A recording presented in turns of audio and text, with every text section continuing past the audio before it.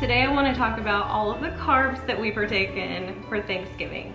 I'm not talking turkey today, or gravy, or cranberry, or vegetables like your green beans, but I'm talking about dressing, specifically macaroni and cheese, rolls, biscuits, cornbread, potatoes of all kinds, shapes, sizes. I'm not going to be cooking all of these things for you today. Mom and I made, well, Mom made dressing and I vlogged it. And so I think her dressing is really special. We call it dressing because it doesn't go inside the turkey.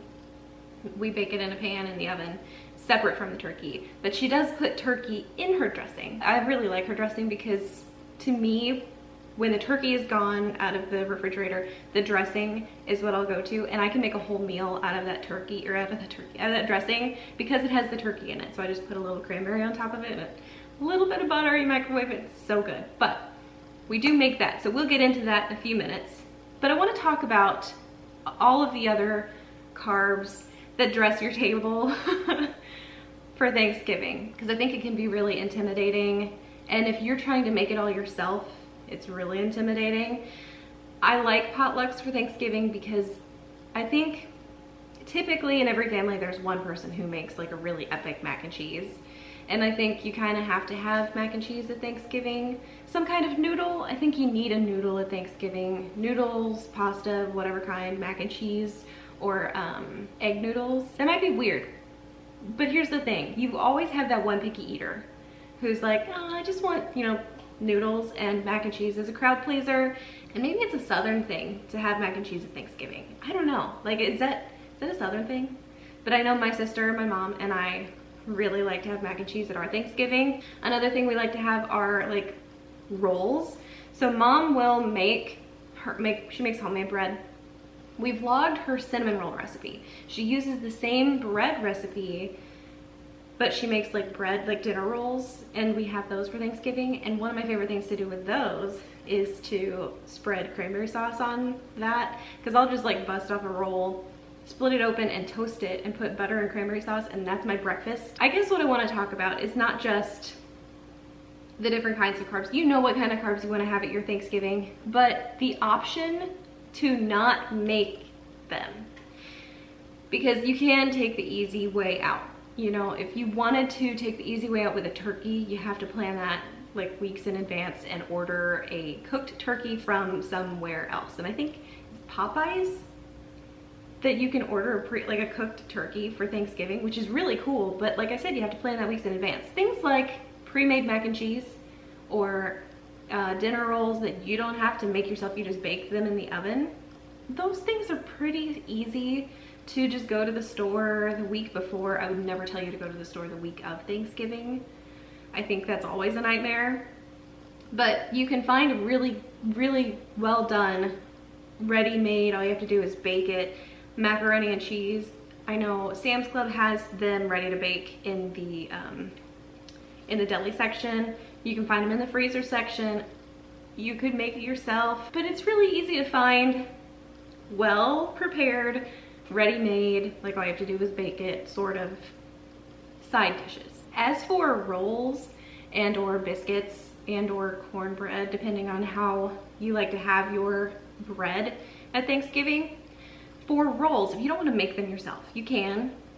Making bread is time consuming, everybody knows that, but if you don't want to make it yourself, there in the freezer section, there's a bag of frozen rolls, and I think they're Rhodes rolls. And you buy the frozen bag, you take it home, and then when you're ready to bake them, I think you take the rolls out, and I would put them in like a cupcake tin or a muffin tin so that they're individual. You could defrost them in like a pan so they'll be like pull apart, but you will defrost them and let them rise, and then you bake them. And the frozen Rhodes rolls are just so good. They're truly excellent. So I would just suggest either buying fresh ones from the grocery store bakery, or finding a bakery near you that's a small business, or the frozen ones. They're good ones. So here's an alternative to potatoes. If you don't like potatoes, like I don't like really any kind of potatoes. You're never gonna hear me ask for that. What I will eat instead of like mashed potatoes at Thanksgiving is I like to make a roasted squash. So I'll get something like, not a spaghetti squash, but like a butternut squash is good, or an acorn squash is good. I made something several years ago and it was butternut squash and beets.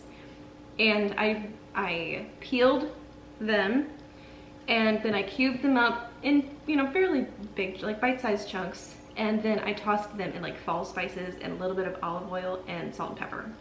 And I roasted them in the oven and they were so good. And we actually ended up having company for, I think this was a Halloween meal that we had people over for. But it's fall, you know, it's all blends together.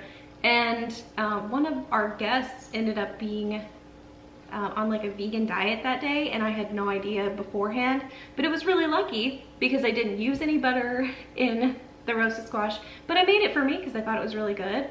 And sometimes you want something a little warm, a little filling, but I don't like potatoes. Now let's talk about the dressing for Thanksgiving, because Mom and I filmed this, but we didn't film an intro or anything to this. We just filmed the making of the dressing that we eat for Thanksgiving. So I'm gonna go ahead and insert all of that footage here. I like to get my stuff together. Salt, pepper, poultry seasoning, and rubbed sage. I think the rubbed sage is one of the most important ingredients. And you either need stock or juice. From your cooked turkey? Yes, ma'am. Okay. And you can buy the canned stock or the stock that's in the carton. The carton. Either one of those is fine. I've diced up a couple of celery sticks, 1 onion, and then this is the onions and the celery that were in the turkey that we just cooked that turkey. I have this is what we grew up using, was cornbread stuffing and the herb stuffing.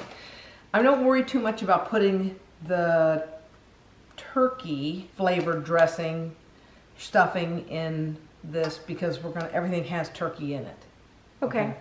So I have a couple of cups of diced turkey, and so I just take the turkey from this last turkey that we cooked, and I just, you know, the smaller pieces, I just collect that and set it aside, and that's what I put in my dressing. In our turkey cooking video, we talk about cooking your whole turkey in like a couple of days in advance. And so if you cook your turkey a couple of days in advance and you save your turkey pieces that you're going to carve up and let people eat, put that in the refrigerator to reheat on the day of Thanksgiving, then you've got your turkey juice and your bits of turkey that you can already cut up, because these are bits and pieces that you're not going to eat.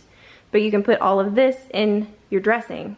And is this something you would cook the day of? You can cook it ahead, but you're going to have to reheat it. So you're going to have to think about how big is my oven and how can I reheat it. If you've got, you know, several oven racks, or if you've just got 2 racks but lots of space between them, you can use cookie sheets as long as your stuff is not overly full. So put everything in 9x13 pans, align the 9x13 pans in there, put a cookie sheet on top of it, and then just have your oven on low and slow to bring everything up to temperature at the same time. Plan ahead with your 9x13 pans. And those aluminum pans have a strong enough sidewall on them that you could, you know, put your cookie sheet on there and you could stack those. But you can't overfill your pan. Yeah. And cooking your turkey in advance, because the turkey takes up a lot of oven space and it takes a lot of time, but if you cook your turkey in advance, it frees up a lot of time and space in your oven. So now let's start making the dressing. Okay. And technically, I think dressing and stuffing are the same.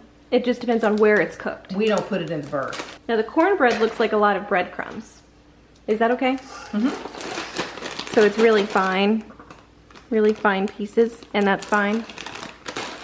Now when I was a kid, we made our own stuffing, our own breadcrumbs. So you would take bread, cut it up, and let it go stale? We would put it in the oven. Oh. On the oven rack, and we would toast it. And then we would cut it up and basically crumble it up. Okay. So this was a short, cheap hack that my mom was really glad they finally came up with. Well, and these have seasoning and flavor. So then you put in your onion. You have to dice it up really small? Pretty small. Okay. Yeah. Could you grate it on a box grater? I wouldn't want it that small, that fine, because you're going to have your celery. Okay. And so you don't want it bigger than your celery pieces. Okay. So this is the onion and celery you cooked in the turkey before. So it's already seasoned and it's already cooked. And you just diced it up. And it didn't go to waste that way. Yeah, you're using it twice. That's cool. 4 large eggs? I usually start with 2, but depending on what it feels like, the consistency of it, I may add all 4. And your turkey. Do you use dark meat for this? I usually do because I think the white meat can tend to dry out too much. Okay.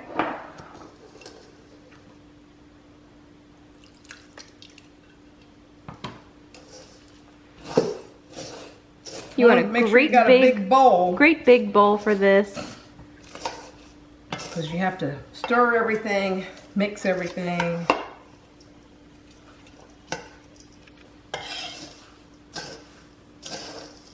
So it still looks pretty dry, but there are no loose pieces. Now you want to just fold it, don't stir it.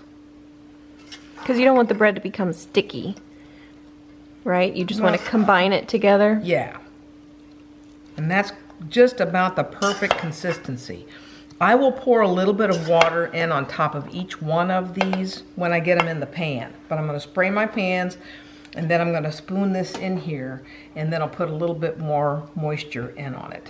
Notice how she's not mashing it down in there. She's sort of keeping it fluffy in the pan. That's because you don't want this to become sticky and wet. You want the air to be able to circulate through the dressing. At least that's a personal preference of mine.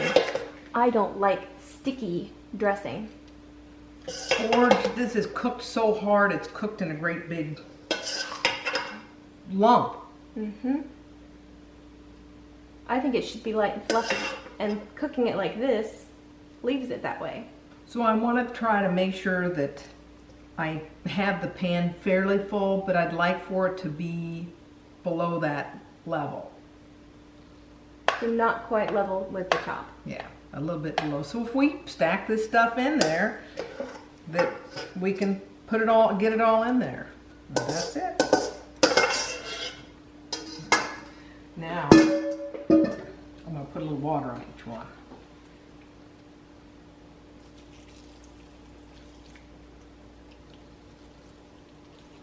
And this kind of steams it, right? Mm-hmm. How do you bake this? I bake it at 325 for about an hour. Convection? Yeah. You cover it in foil? Yep. Till like the last 15 minutes, because I like a little crunchy top on it. I Yeah. don't like it soggy. So cover with foil, 325. The turkey's cooked. Mm-hmm. You know, if you want your onions and celery cooked, then you're going to want to make sure it's really cooked. What you're mostly doing is warming the whole thing up and cooking the eggs. Now, some people don't put any eggs in it. They just, you know, don't put a binding agent in there. But that's how my mom made it, so that's how I make it. This is something I didn't know about for many years, but I noticed that there is a kind of a not so shiny side and a shiny side. Mirror-like, satin-like. Okay. So the shiny side reflects the heat, and the dull side absorbs the heat. Okay. So if you're thinking you want your top to be a little bit darker, you probably want your shiny side to face the oven. So if you want to put a crispy top on your mac and cheese, You might want that shiny side to be up. but how do you keep your cheese from sticking to your foil? Well, if I'm worried that anything is going to stick to it, and I like to spray it over the sink, I just put a little bit of cooking spray on the back of my foil. Okay. So you do the dull side down toward your dressing. Yeah. Fair enough. So you noticed I used almost a smaller version of a 9x9. I think that one's an 8x8, actually. And one of the reasons I like this size for bread or Rolls, cinnamon rolls, whatever, dressing. is because then after you make them, you can peel them out of this, or you can peel whatever it is out of it, and then like this is the food. You can put your food item right into your gallon size Ziploc bag, and then you have your pan back.